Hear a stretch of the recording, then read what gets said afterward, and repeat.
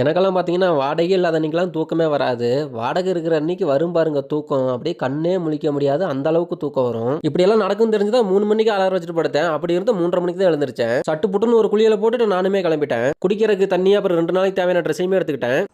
4:30 மணிக்கு கஸ்டமர் வீட்ல இருக்கணும். நானுமே 4:15க்குலாம் வீட்லருந்து கிளம்பிட்டேன். இன்னைக்கு எந்த ஊருக்கு ட்ரிப்பு போறோம்னு பார்த்தீங்கன்னா, இன்னைக்கு ஒரு ஹில் ஸ்டேஷனுக்கு தான் நம்ம போறோம். லேட்டா எந்திரிச்சாலும் லேட்டஸ்ட்டா கஸ்டமர் சொன்ன டைம்க்குலாம் கரெக்ட்டா வந்துருவேன். டைமிங்னாலே நம்ப தான். கஸ்டமருமே வந்துட்டாங்க. லக்கேஜ் எல்லாம் எடுத்து வச்சுட்டு நாங்களுமே பார்த்தீங்கன்னா 4:50க்குலாம் வீட்லருந்து கிளம்பிட்டோம். இன்னைக்கு நம்மளுமே போற ரூட் பார்த்தீங்கன்னா, காங்கேயம், தாராபுரம், பழனி. காங்கேயத்துலருந்து தாராபுரம் போற ரோடையுமே பார்த்தீங்கன்னா எக்ஸ்டெண்ட் பண்ணிட்டு இருக்காங்க. ஆப்போசிட்ல போற மாரி தான் இருக்கு. வர்றவங்க கொஞ்சம் கவனமா வாங்க.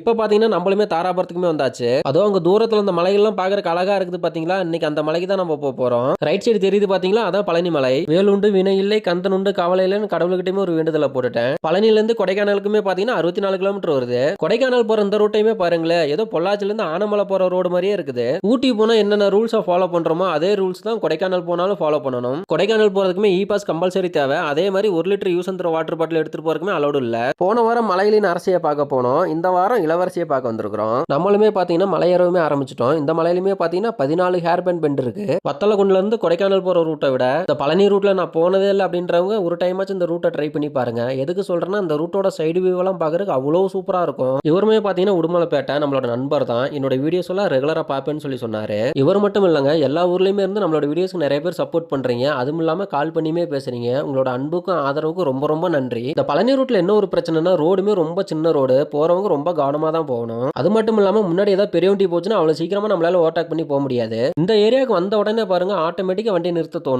ஏன்னா அப்படிப்பட்ட இடம் இது. இதுதான் கொடைக்கானலோட என்ட்ரன்ஸ் டோல் கேட். ஒரு வண்டிக்கு பாத்தீங்கன்னா 80 ரூபா வாங்குறாங்க. இந்த சில்வர் ஃபால்ஸ்லயுமே பாத்தீங்கன்னா தண்ணி பயங்கரமா கொட்டும். இந்த டைம் என்னமோ தெரியல, தண்ணி ரொம்ப கம்மியா தான் போகுது.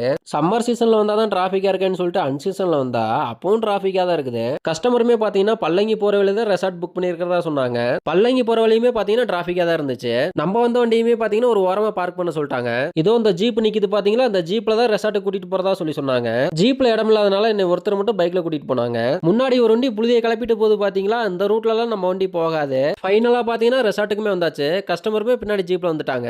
என்னோட லைஃப்ல இப்படி ஒரு கஸ்டமரை நான் இன்னைக்கு தான் பாக்குறேன். எதுக்கு சொல்றேன்னா, ஏதோ எனக்கு பின்னாடி தெரியுது பாத்தீங்களா இந்த ரூம், நான் தங்குறதுக்குன்னு எனக்கு தனியா புக் பண்ணி கொடுத்துருக்காங்க. ஏதோ கடமைக்கான ரூம் புக் பண்ணி கொடுக்காம ஒரு டீசென்டான ரூமா தான் புக் பண்ணி கொடுத்துருக்காங்க. ஓ, ஒரு டிரைவருக்கு இவ்வளவு வசதியாயா?